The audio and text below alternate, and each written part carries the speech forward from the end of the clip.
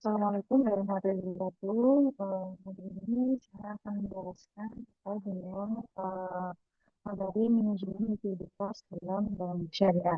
Ya. Jadi materi ini itu merupakan bagian krusial ya, dari sistem operasional keuangan syariah karena menyangkut daya tahan dan keberlangsungan lembaga keuangan syariah itu sendiri dalam menghadapi tekanan kebutuhan dana tunai baik itu dari sisi nasabah maupun eh, dari dalam sistem keuangan secara keseluruhan ya.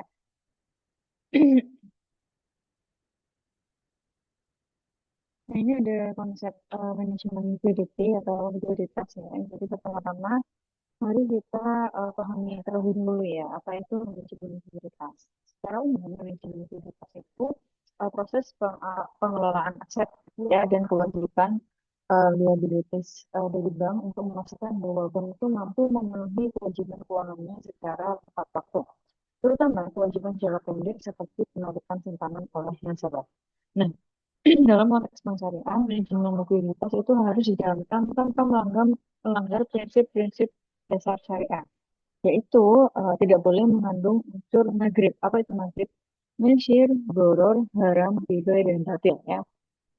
Mesyir berarti hal-hal yang sifatnya spekulatif, boror berarti hal-hal yang mengandung unsur ketidakjelasan, haram berarti hal-hal yang jelas dilarang secara agama, riba itu adalah tambahan atas piutang, dan batil itu sesuatu yang sifatnya salah atau rusak.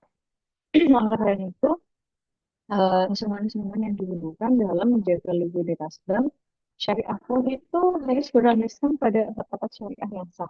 Ya, contohnya seperti apa? Akad apa namanya jual beli ya, di dalamnya ada murabahah, salam dan sisa. Kemudian ada akad kerjasama, yaitu di dalamnya ada mudharabah dan musyawarah. Akad sewa menyewa yang terdiri dari ijarah dan ijarah muntahil tamlik atau IMDT. Kemudian akad-akad lainnya, akad-akad jasa lainnya fee based income ya, terdiri dari ada akad kafalah ya, atau perwakilan atau perjanjian, ada akad kafalah atau jaminan, penjaminan. Kemudian ada hawalah, hawalah itu pengalihan hutang. Kemudian court itu hutang piutang dan ada akad soh ya. Soh itu adalah valuta asing ya, gitu. Nah, harus tes dan tes dan resiko liability itu dalam prakteknya ya. Manajemen likuiditas perlu melibatkan perencanaan investasi, pengawasan penggunaan dana, serta pengendalian terhadap potensi krisis dari likuiditas tersebut. Nah, risiko likuiditas sendiri dapat muncul dalam berbagai bentuk.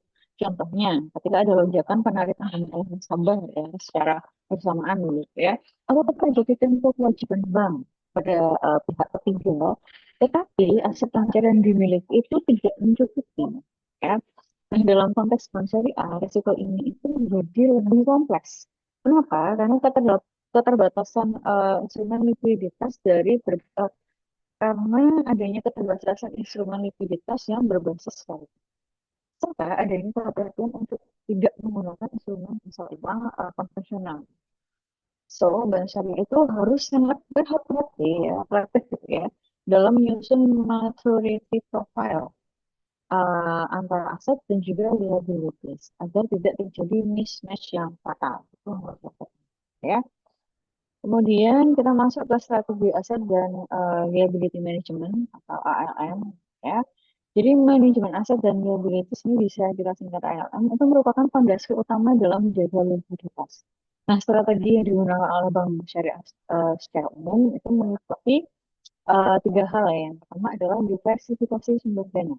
Jadi bank syariah itu tidak hanya mengandalkan tabungan logika, tapi juga mengembangkan produk berbasis mudharabah seperti deposito syariah gitu ya, dan investasi dari institusi seperti sukuk maupun dana pensiun syariah. Kemudian yang kedua ada pengelolaan jatuh tempo. Bank itu harus make-sure bahwa jatuh tempo pembiayaan itu tidak semuanya bersifat jangka panjang. Sedangkan liability dari nasabah itu bisa ditarik sewaktu-waktu. Jadi keseimbangan antara time profile aset liabilities itu harus dijaga melalui pendekatan maturity gap analysis. Kemudian yang ketiga itu ada strategi yang dilakukan adalah pemanfaatan instrumen likuiditas syariah. Seperti contohnya Sertifikat Bank Indonesia Syariah atau SBIS, suku jangka pendek dan pembiayaan investasi syariah berbasis wakalah maupun musyawarah itu yang bisa dilakukan. Nah, ini ada penjelasannya ya, kayak di versi bukan bersama ya. Bank itu, bank syariah itu sangat bergantung pada banyak pihak berbeda. Jadi bank itu kan bisa mendapatkan dana dari tiga hal. Yang pertama, dari modal sendiri, kemudian yang kedua dari dana pihak ketiga, dan yang terakhir dari investor-investor ya, atau adanya kerjasama ya dari beberapa institusi lain. Nah, oleh karena itu, sumber pendanaan itu harus diversifikasi agar bank tidak tenang terhadap suatu jenis produk. Nah, produk-produk yang dimaksud itu contohnya seperti tepung surabaya gitu ya. Ini cocok untuk nasabah retail yang ingin berbagi hasil. Kemudian ada deposito syariah. Ini cocok untuk nasabah institusi yang membutuhkan penghasilan pasif tetap. Kemudian yang terakhir ada investasi institusi, contohnya seperti sukuk dan reksadana syariah. Ya. Nah, semua bentuk simpanan ini itu harus dikelola agar tidak hanya menarik dana saja, tapi juga menjamin fleksibilitas dan stabilitas likuiditas. Oke, kemudian next ada instrumen likuiditas moneter. Beda-beda halnya dengan konvensional yang sifatnya bebas ya, mau menggunakan instrumen pasar uang manapun ya. Event itu dan selalu tidak apa-apa. Lalu bank syariah itu hanya boleh menggunakan instrumen yang halal. Contohnya apa aja? Suku ya, baik suku negara atau SPSN maupun suku korporasi. Dan yang kedua ada instrumen murabah interbank ya, contohnya seperti jual beli antar bank berbasis margin. Kemudian ada instrumen wakalah di ujung. Itu adalah penempatan dana dengan akad wakalah dengan fee tertentu. Dan terakhir adalah WDA, simpanan tanpa imbal hasil. Tetapi bisa juga digunakan sebagai instrumen likuiditas jangka pendek. Nah, instrumen-instrumen yang tadi sudah saya jelasin itu harus disesuaikan dengan profil resiko dan juga kebutuhan harian maupun mingguan kredit itu kebutuhan saya. Nah, ini ada tantangan manajemen likuiditas bank syariah ya. Ada dua tantangan utama nih yang harus dihadapi oleh bank syariah dalam mengelola likuiditasnya. Pertama adalah terbatasnya instrumen likuiditas bank. Hingga kini ya, sejatinya instrumen yang tersedia di pasar itu masih terbatas. Dan belum semua bank syariah itu terhubung dengan sistem pasar uang syariah yang efektif dan efisien. Dan yang kedua, adanya ketergantungan tinggi pada dana pihak ketiga, terutama dana yang murah, yaitu tabungan wajib. Jadi ketika ada tekanan besar berupa penarikan dana secara masif, ya, misalnya saat lagi krisman gitu ya, di semangat, bank syariah itu bisa mengalami withdrawal risk yang cukup tinggi.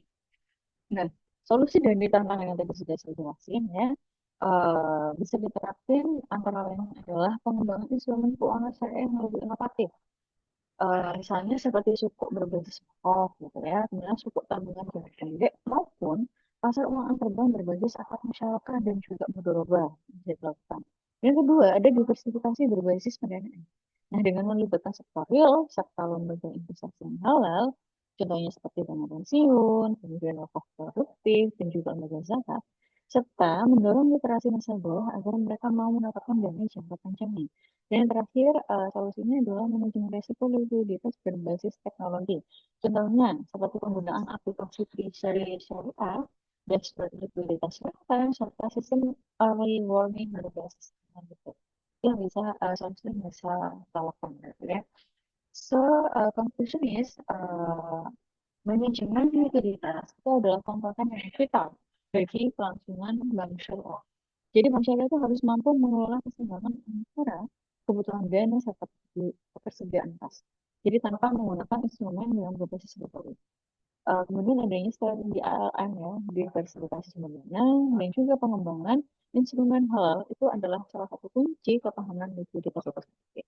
Bank juga perlu bersinergi dengan regulator lainnya, gitu ya, antara regulator, operator syariah, dan juga pelaku industri untuk memperkuat sistem likuiditas syariah nasional. Oke, saya cukupkan penjelasan saya terkait dengan materi ini ya. Semoga bisa bermanfaat untuk teman-teman mahasiswa kelas manajemen keuangan syariah. Saya tutup. Wassalamualaikum warahmatullahi wabarakatuh.